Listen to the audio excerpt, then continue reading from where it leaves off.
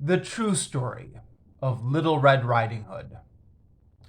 I am the so-called big bad wolf in the story of Little Red Riding Hood.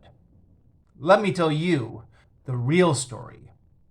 One day, when I was feeling bored, a chubby little girl was skipping through the woods, eating as she went.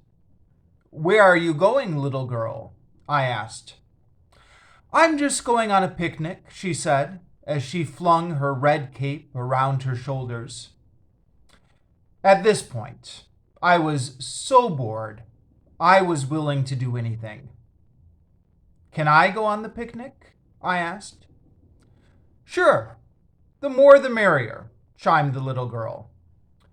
We went to a nice, quiet river and began to chow down. The little girl must have had eyes bigger than her mouth because she had packed enough food for days. There were lots of fruits and vegetables and healthy food, but the little girl just ate all the candy and nothing else. I ate nothing because it was all people food, and I just waited patiently for the picnic games to begin. After the girl had polished off the last piece of candy, she shook my paw, thanked me for coming, and started back to her house. "Isn't your mother going to be mad when she sees that all you ate was candy?" I called out. She froze. "You're right," she said. "As long as I'm in the area, I'll drop the rest off at grandmother's house." "One more thing," I added. "Aren't we supposed to play games?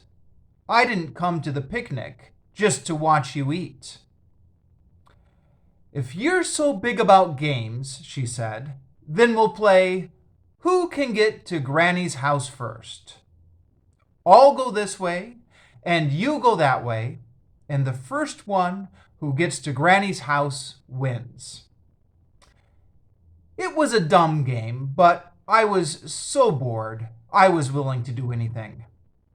I ran like the wind, and would have won, except that on the way I saw 3 houses: a straw house, a stick house, and a brick house.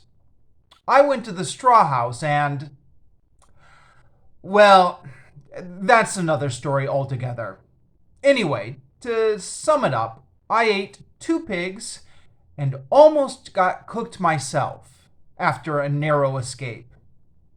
The point is, because of this little detour, I came to the house last. Meanwhile, Little Red Riding Hood had gotten to the house first and went inside.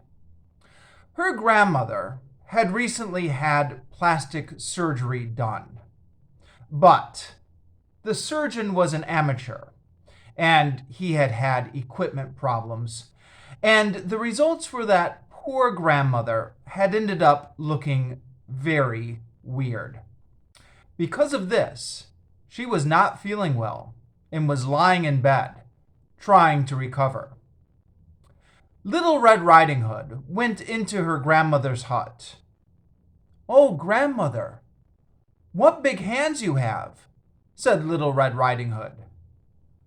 "The better to hug you, my dear," answered the grandmother. "Oh, grandmother, what big eyes you have. The better to see you, my dear." "Oh, grandmother, what big ears you have. The better to hear you, my dear."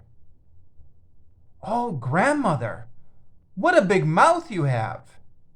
The better to eat you, my dear." Then they both laughed because, of course, grandmother had been joking.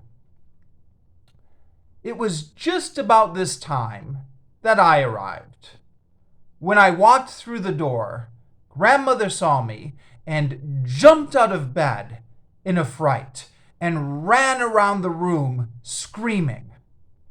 Little Red Riding Hood, upon seeing this, thought that maybe Granny had really lost it after all, and hadn't been joking about eating her. A woodsman heard the commotion and ran into the house. Seeing everyone running around, he naturally assumed the wolf was to blame and cut my stomach open. 2 little pigs came running out of my stomach, and I blacked out. Little Red Riding Hood thought I would be hungry now that my lunch had run out of my stomach, so she filled up my stomach with rocks so I wouldn't be hungry. I awakened to see the woodsman with his axe standing over me, so I decided to play dead. Fortunately, everyone bought it. When Little Red Riding Hood got home, she ran to her mother and said, "You'll never guess what happened. I was bringing food to Granny's and I thought you were going on a picnic. You were bringing food to Grandmother's house? Why, how sweet," her mother interrupted. "And I met this wolf after we went on a picnic." "Picnic?" her mother asked. "I mean, after I met him, he wanted to play a game. So he went one way and I went the other, and I got there first. But Granny had turned into a wolf, and I said, 'Grandmother, what a big mouth you have.' And she said, 'The better to eat you, my dear.' I thought she was kidding at first, but then..." And she told the rest of the story. Well, you know how mothers are. The mother drew her own conclusion from the story and told all the rest of the mothers. And that's how the story that you know came to be.